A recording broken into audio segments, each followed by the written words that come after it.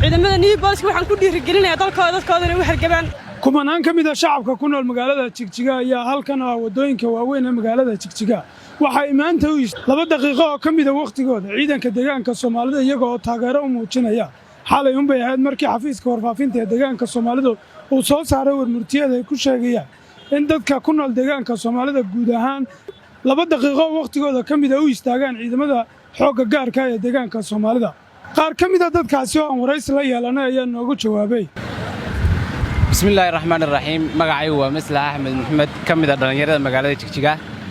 maanta halkan waxaan imiday oo sheeno isagoo imiday inaan 2 daqiiqo oo waqtigeeda ka mid ah inaan ku dhaho waan maasantii Liu Bolis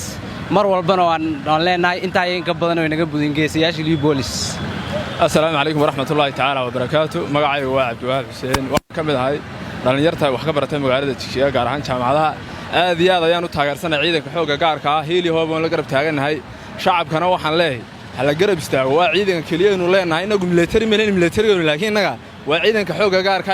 gaarka ha guuleystaan mar kasta waan leeyahay waxaan ay sugro maqtal magaalada Jigjiga ayaan u dhashay aniga gobolka Itoobiya waxaan leeyahay ciidamada new booliska oo walaalada dalkiina dadkiina u halgama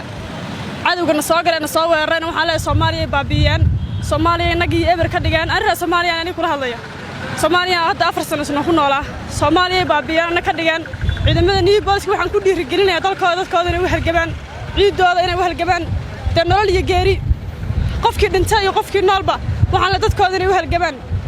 haddaad gobonnimo iyo ku dhimato iyo ii sheegay iyo geesinimo oo dadkaagu u halgamayo waa wax fiican weeyaan. waxa ka mid ah dhalinyarada magaalada Jigjiga waxaan leeyahay ciidankii new booliska markaas aanolaystaan waxaan leeyahay ciidankii new booliska mar walba sumataan waxaanu leenahay ciidanka gaarka ee dawladeenka Soomaalida waqti waliba aan garab taaganahay waxaanu leenahay